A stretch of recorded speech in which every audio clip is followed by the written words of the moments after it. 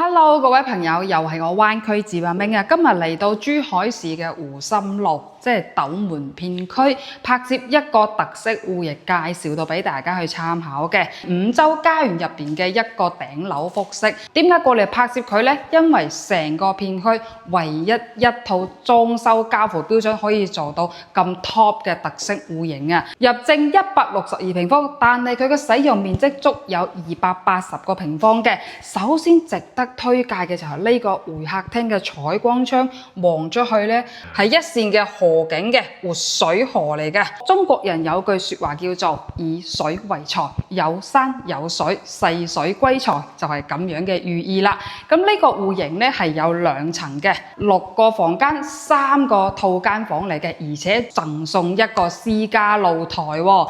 一直想尋找珠海片區嘅特色戶型嘅話呢，呢套真係過嚟參考一下嘅。我哋通過呢個視像呢，我哋見到開發商交付品質係非常之好嘅。正式返屋企嘅位置就係呢度啦。出面仲有一個空間呢，係屬於你個人去使用嘅。咁呢個鋼格防火門啦，質量非常之好，好厚重嘅，而且配置咗一個智能密碼鎖交付俾你噶，嘟一下隻手指就可以返到嚟噶啦。咁入到嚟呢度嘅 L 位呢，係入湖船關位嘅鞋櫃啦，上邊都做咗一 set 過嘅儲物櫃，側邊仲有一個通風透氣窗喺度噶，做得非常之貼心啦。行到過嚟呢度呢，係廚房嘅位置啦。其實呢套複式住宅啱啱裝修完工嘅，一日都冇入住過噶，非常之新淨啊。咁呢個廚房入邊嘅得房率呢，都係比較高噶，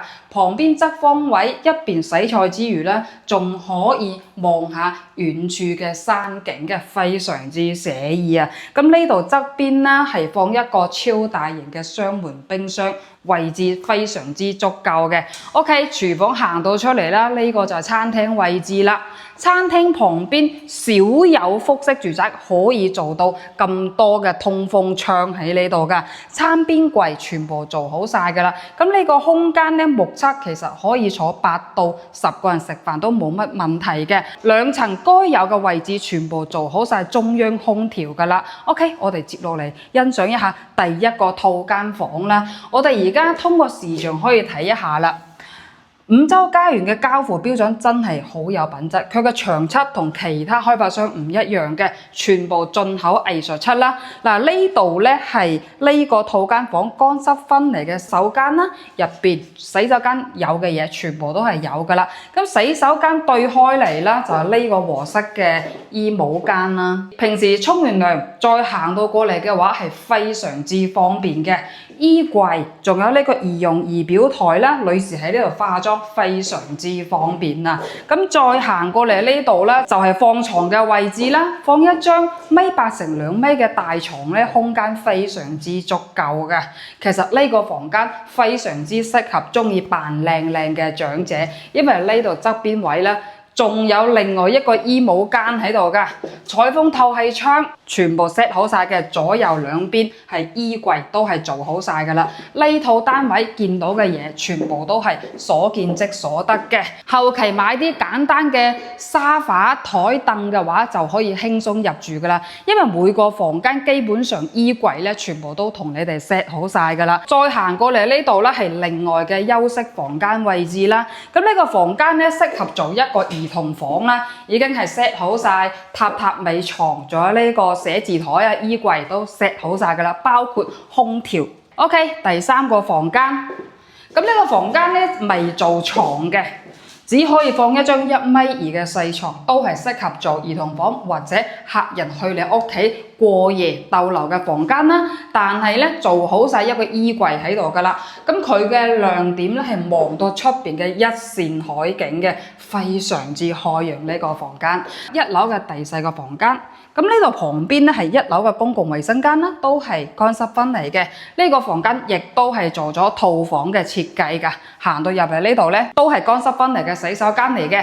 咁呢度第4個房間咧，相對於啱先片頭第1個房間咧係一模一樣嘅，但係視野咧係有所差異嘅。呢度望咗去，成大片嘅一線河景啊！望遠少少咧，仲有嗰個山景喺度嘅。而家傍晚嘅時間咧，望咗去朦朦朧朧嘅感覺，就好似一張山水畫，就喺你房間嗰度啦。天花吊頂、氛圍燈、中央空調，全部都係到位嘅。衣櫃咧就全部 set 喺呢個空間啦，到時候放衣服啊，放你嘅包包啊，整喺呢度就 OK 噶啦。呢個示範單位咧，細心到全部房間嘅門都同你哋 set 好晒㗎啦！大家去睇樓盤有冇發覺好多開發商為咗展示呢個房間嘅空間感咧，全部都係唔整門嘅。呢度實打實肉眼見到嘅嘢，現場咁去交付俾你嘅。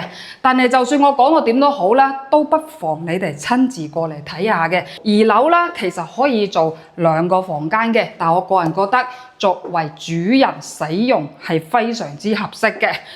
比如左手呢個空間啦，係成個衣帽間嚟嘅，呢個只不過係第一個衣帽間，然後再對過嚟呢度啦，開發商做咗一個榻榻米床喺度。咁行到入嚟呢，我就突然之間諗到啦，非常之適合懷住孕嘅女性啊！到時候生咗 BB 之後呢，保姆同你哋嘅 BB 瞓喺呢個房間就非常之合適啦。咁成排長嘅衣櫃啦，全部 set 好晒㗎。OK， 然之後呢度行過嚟，仲係成排長嘅儲物櫃都可以俾你哋放衣服嘅。2樓係咪非常之適合中意扮靚靚嘅女士呢？嗱，咁呢個空間呢，主人嘅休息區啦。出邊咧係有2個趟門打開嘅，然之後呢度出邊嘅景觀咧都係可以望到遠處嘅一線河景嘅。床頭個人建議放喺呢一頭啦，咁到時候瞓咗喺床頭嗰度咧都可以望到遠處嘅風景，非常之舒服嘅。休息區行過嚟呢度咧，呢個淋浴間我相信好多女士都會好中意咯。第3個衣帽間啊，誇唔誇張啊？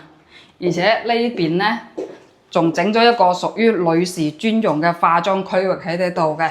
出邊呢都係透光透氣窗啦。哇！呢個淋浴區一定要俾個鏡頭介紹一下。首先，男士同女士兩個人分開嘅儀容儀表台啦。早上洗漱嘅時候呢，唔需要排隊噶啦。咁呢度中間嘅空間呢，都係非常之大嘅。呢個凹位咧係智能馬桶區啦，都做好晒乾濕分離嘅。右手呢邊係做咗一個浴缸處理嘅。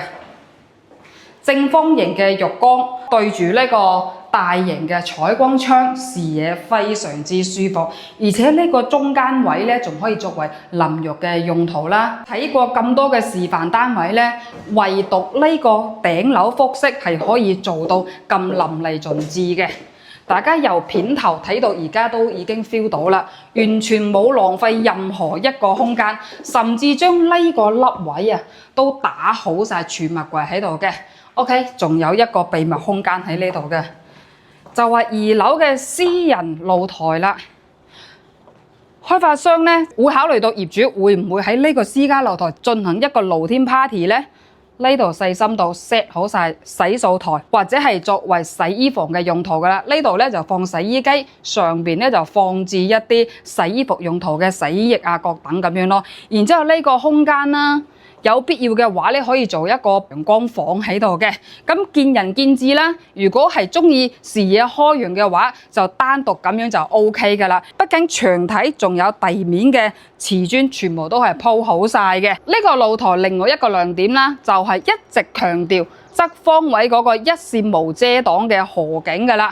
咁大致上呢個頂樓複式住宅咧，就相當於空中別墅呢種感覺嘅。一共有6個房間喺呢度，3個都係套房設計。無論家中有長者，還是係有多個子女嘅話，都已經係足夠晒住噶啦。包括請埋工人，我相信都已經係夠晒住嘅。呢個5洲家園啦，我相信好多朋友喺好多嘅網絡當中都已經係刷到過呢個樓盤周邊嘅介紹嘅。好多買咗呢度嘅業主咧，都係一致好評佢嘅交付品質。呢個樓盤咧就喺珠海市斗門區湖心路正中心嘅位置，所以周邊嘅商業咧係非常之齊全嘅。周邊嘅臨街商鋪已經基本上全面營業㗎啦。按摩、揼骨、美容、美髮、寵物醫療應有盡有，包括各種品牌嘅餐飲店。如果要去超市嘅話咧，呢個樓盤右手側嘅方向仲有我哋嘉禾城嘅商業綜合體，一共係有幾層嘅。同樣商場入邊該有嘅有全部都係有嘅，包括電影院、恆溫游泳池、健身會所都係有嘅。另外一點咧，講到珠海斗門區，肯定會第一時間諗到白藤頭呢個大型嘅海鮮市場啦。屏幕前嘅朋友係咪好多時候都過嚟白藤頭嗰度食一餐海鮮先去其他地方呢？如果仲有朋友唔知道呢個白藤頭海鮮市場喺邊度嘅話，揾我阿明啊！